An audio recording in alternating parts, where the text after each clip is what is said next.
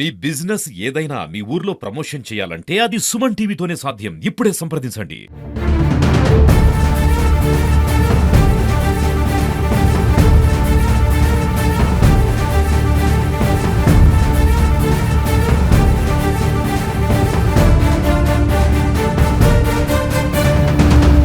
కుటుంబ కలహాల కారణంగా భర్తతో గొడవ వేసుకుని ఇంట్లో నుంచి వెళ్ళిపోయినటువంటి భార్య ఈ కారణంగా ఇంట్లోనే ఉన్నటువంటి భర్తను చూసి అదే ప్రాంతానికి చెందినటువంటి శ్రీహరి అనే వ్యక్తి నవ్వడంతో అతను ఒక్కసారిగా కోపోద్రిక్తుడై అతనిపైన కత్తితో దాడి చేశారు. అతను హాస్పిటల్లో చికిత్స పొందుతూ చనిపోయినటువంటి పరిస్థితి. అయితే రేణుగుంట మండలం గవ్వల కాలనీకి చెందినటువంటి మేస్త్రి గత కొన్ని రోజుల నుంచి కూడా భార్యతో కొంత కుటుంబ కలహాల కారణంగా గొడవలు జరుగుతున్నాయి. అయితే కొద్ది కాలం కిందట భర్తను విడిచి భార్య వెళ్ళిపోయింది. అయితే అప్పటి నుంచి కూడా మేస్త్రి ఇంట్లోనే ఉండిపోయాడు.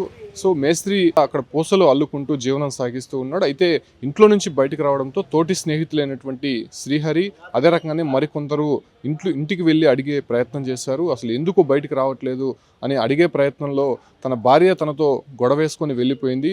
తన భార్య లేనిదే నేను తీవ్ర మనస్తాపానికి గురవుతున్నాను, ఇంట్లో నుంచి బయటికి రాలేకుండా పోతున్నానని శ్రీహరితో చెప్పినటువంటి మేస్త్రి ఒక్కసారిగా తనను చూసి వెక్కిలి చేష్టలు చేస్తూ నవ్వడం ప్రారంభించాడు. అయితే అప్పుడే శ్రీహరికి మేస్త్రికి గొడవలు జరిగాయి.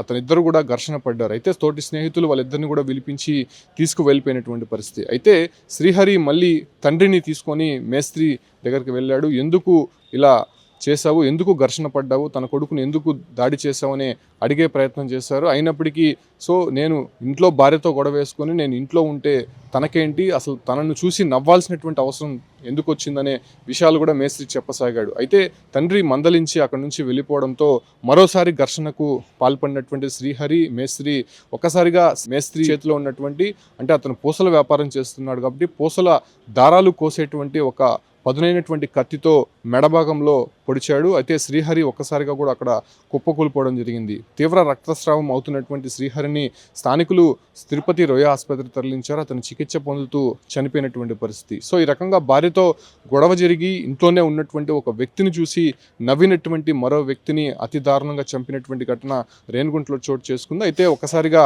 ఆ ప్రాంతం అంతా కూడా ఆందోళన నెలకొంది. అసలు ఏం జరుగుతుందో తెలియనటువంటి పరిస్థితుల్లో శ్రీహరి పూర్తిగా రక్తపు మడుగులో కనిపించడము, అదే రకంగానే ఆ ప్రాంతం అంతా కూడా అసలు ఏం జరుగుతుందో తెలియనటువంటి పరిస్థితుల్లో పోలీసులకు ఫిర్యాదు చేయడంతో పోలీసులు అక్కడ ఇన్వెస్టిగేషన్ అయితే చేశారు. కాకపోతే కేవలం తన భార్య వెళ్ళిపోయింది, ఇంట్లోనే ఉంటున్నాడు అనేటువంటి ఒక కారణంతోనే చూసి నవ్వడంతోనే అతను కోపం పెంచుకుని ఆ రకంగా చేసినట్టయితే పోలీసులు నిర్ధారించారు. అయితే ప్రస్తుతం మేస్త్రిని అదుపులోకి తీసుకొని విచారిస్తున్నటువంటి నేపథ్యంలోనే అటు చికిత్స పొందుతూ మరణించినటువంటి శ్రీహరిని పోస్టుమార్టం చేసేటువంటి ప్రయత్నం చేస్తున్నారు. కారణం ఇదేనా మరేదైనా ఉందా అనే దానిపైన కూడా పోలీసులు దర్యాప్తు చేసినటువంటి నేపథ్యంలోనే ప్రస్తుతం కేవలం అతన్ని చూసి నవ్వాడనేటువంటి కారణంగానే ఒక హత్యకు దారితీసినటువంటి ఘటన ప్రస్తుతం తీవ్ర చర్చనీయాంశంగా మారుతుంది. అదుపులోకి తీసుకున్నారు కాబట్టి ప్రస్తుతం పోలీసులు విచారణలో ఎటువంటి విషయాలు చెప్పబోతున్నాడో దానిపైన కూడా తెలియాల్సి ఉంది.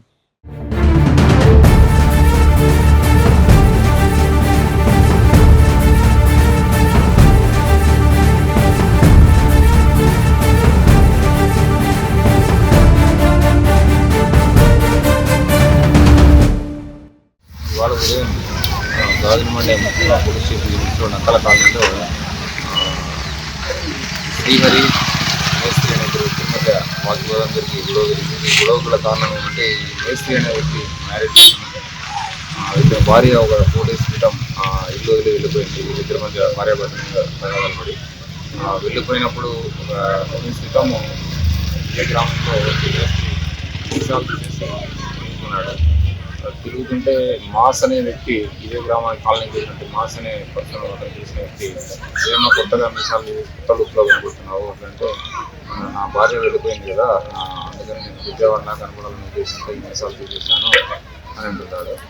అతను ఆ మాట అనిందానికి మాస్ పక్కనే ఉన్నటువంటి అతని ఫ్రెండ్ శ్రీహరి అనే అతను ఇక్కడ అనిందానికి నవ్వుతాడు. అతనికి ఆవేదనగా నవ్వుతాడు.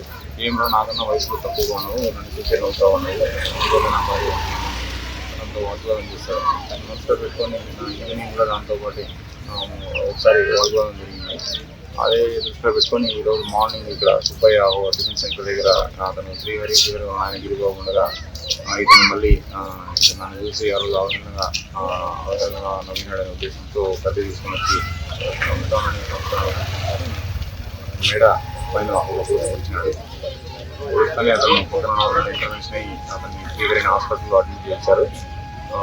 అడ్మిట్ చేయిస్తే అతను ట్రీట్మెంట్ చేసుకుని వచ్చాడు సార్. కేసు దర్యాప్తులో ఉంది, కేసు నమోదు చేసిన దర్యాప్తు